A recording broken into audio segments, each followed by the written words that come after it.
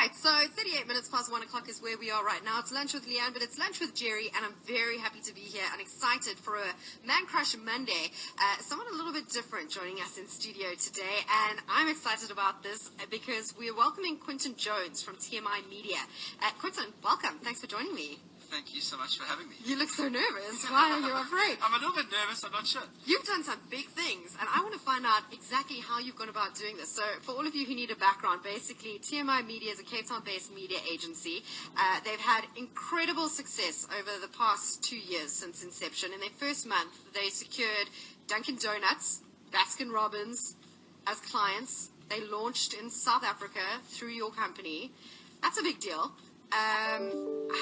How did you go about doing this small little startup and getting huge international clients to sign up with you? It's quite interesting when you phoned me for an interview. I thought first maybe you were looking for Quinton Jones, who's linked to Minnie Dlamini, so I wasn't sure if you had the right guy. No, we've got the right one.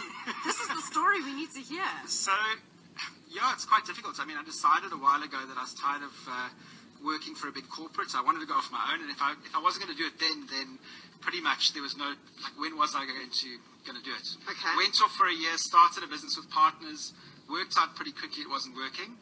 The end of that first year, I pretty much, was operating from a car boot. I mean, I decided either I go back and run a media agency or I start from scratch. So this is what you had been doing. You've been working in media for years. Yeah. You were up at the top of your level. And why did you decide to do your own thing? I think it's also just the thrill of kind of chasing after business and testing yourself.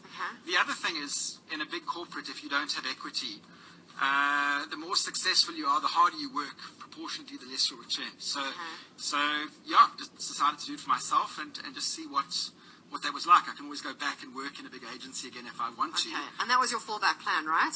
Well, yeah, but I mean, it's not that easy. I mean, you've got to get in, find the right job, but it's scary when you jump off and you leave a job with a really big salary behind, and you leave bonuses and the structure and more the comfort from a big agency. You leave that behind and you start off with nothing. And completely on your own, I believe. It wasn't like someone was like, oh, cool, let's do this together with you. So when I left my previous partners, I mean, then it was completely on my own. I registered a business. Literally, it's about a month ago, it would have been 2 years we kind of registered that business. Right. And then started pulling clients across. So was working with a couple of clients already, brought those into the structure, and then started chasing after business and building an agency. And then we are lucky enough to get traction, get some business. The nice thing is we've never borrowed money. So the business has been profitable pretty much from self-sufficient from the beginning. It was profitable in its first year. It's been profitable in its will be in its second year. Yeah. It's so far so good. I mean, are you looking back at this and going, how did I pull this off? No, I look back and I think, oh my God, you must have been crazy when you did that. It's a little crazy. I mean, business in the current economic market it's tough to say the least for everyone. And I'm sure in the advertising and marketing communication space, like it's rough out there. So for you to find yourselves with these clients, I mean, everyone wants more for less, don't they? They want more advertising for less money. You've just switched your mic off. Hold on there. Can I put it back on? Okay. Is that on? Yeah. Okay, so, I mean, look, we work in a very soft industry as well. So if the economy changes, it affects our industry first. The exciting thing for me is the more chaos there is, the more disruption there is in the industry, I think the more opportunity there is for smaller agencies. And for smaller agencies to get their share and take on the bigger players. So almost the crazier, the better. Yeah. Okay, let's talk crazy. How did you get big names to sign up with you? Did you make the contacts through the other companies and then have those connections?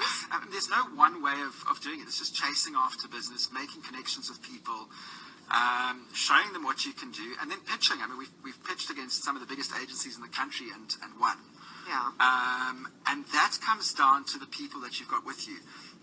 We're running a media business and a digital business in parallel. So we took an existing very performance-based digital business, and we linked it to a media business. So you've actually got two entities running together in parallel. Okay. But I needed that. I needed hardcore performance digital to match what we're doing from a strat and from a media perspective. And then we can go into clients and pitch and go after and go after new business. So I mean, it sounds a lot easier than it is, but yeah, it. Okay. How have you managed to make TMI different to other media agencies? Because there is something different about it. Yeah, so I think the biggest difference is the fact that, two things. I mean, the one is that it's properly digitally led. A lot of media agencies talk digital, and they talk digital competence. Through the partnership we've got with the digital agency, we are doing digital properly. I mean, it's underpinned with data, it's underpinned with proper business intelligence.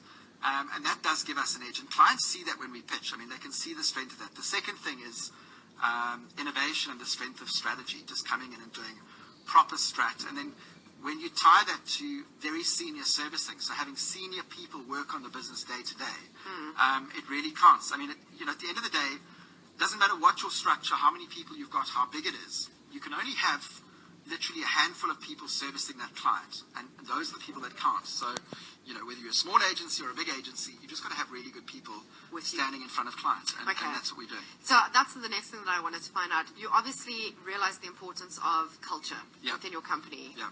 What does it mean to you, and how do you maintain that level of excellence from your staff? Because it's not an easy industry. Anyone who's worked in advertising knows it's a tough, hardcore place to be. How do you maintain that level of professionalism and enthusiasm for what it is that they're doing, going up to achieve? So there's a saying, culture eats strategy for breakfast, and I absolutely believe that. It's all about culture. It's all about making sure that you've got people who are really happy. I want people who work with me to say that this is the best job that they've ever had, in the nicest place they've ever had, and almost they can't leave because they're enjoying themselves so much.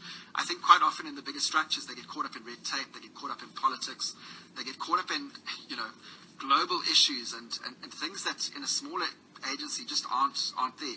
Yes, as we grow, maybe some of those things will come along, but it's about making sure that we have as much fun as possible, and then importantly, do some really great work. Yeah. There's the whole point of this thing is to do really good work, really good media, not just buying media space, but coming up with clever ideas, making a difference for clients, and helping their businesses. All right. I want to ask you on a personal level, how do you stay motivated when times get tough? Because you obviously have a lot of people now relying on you to be the one who's in charge, and come on guys, we're going to do this, we're going to do better than last year, and we won these awards, but we need to win more. Yeah, you've got to be kind of consistent in terms of that. But the hardest thing is just staying, keeping your own confidence and believing in yourself, especially in the beginning when it's you on your own. You've got to believe in yourself. I mean, there's a Japanese saying that says, fall down 7 times, stand up 8. Yeah, and that's exactly what you got to do. You got to just keep on pushing, keep on going, and know that you know enough to eventually get there. Okay, and deeper than that, when you weren't feeling confident, how did you find the confidence?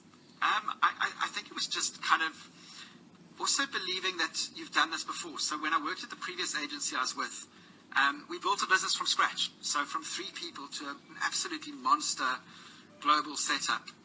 The fact is I didn't have shareholding in that structure. So we've done that over a period of time. So that was almost my university, if you want. So everything that I was doing there, all of the experiences I had, whether they were good, whether they were bad, all of those things have shaped me now into what I am. So, you take that stuff with you. When you start fresh, you don't leave anything behind. You've still got what you know. And a lot of the time, when I get into a situation, I go, I've been there. And it's been far worse than that. So, so I just make the most of it. But it looks like it's very easy from the outside, but it's not. Yeah, it's a lot of work. It's like the duck on the water, where the legs are crazy. The legs are going underneath the water, and on top it all looks like it's smooth. Very smooth Sailing. I mean, it's a hard industry. Yeah, no, it's hard work. It's a tough industry. We're chatting to Quinton Jones from TMI Media, giving us some life lessons on how to stay motivated when things look tough. And just remember, guys, when things are hard, take those hard lessons and, they say turn those lemons into lemonade. It seems like that's what you guys have been doing. Plans for the future? Anything exciting on the horizon you can chat about? Nothing specifically. I mean, what we wanted to do first up was make a successful agency that competed at the highest level and to take on the bigger agencies properly, and we've done that. We've set targets to win media awards and to get prominence for the agency. And a lot of those targets we've hit, but the important thing is competitiveness. I mean, if you're not competing with those big agencies, you're not competing. You're not in the race. You're not going to win business, and you're not going to win bigger business. So it's about us making sure that we are the standard where we can Quinton Jones, thank you for your time today. I appreciate your insights into business. I know that what you've said has motivated some people, and all the very best with TMI Media. Thank you so much, and thanks for the time. You're welcome. Man Crush Monday. It's GHFM. We're connecting Cape Town. Lee and Williams, weekdays 12 to 3 p.m. Only on Good Hope FM.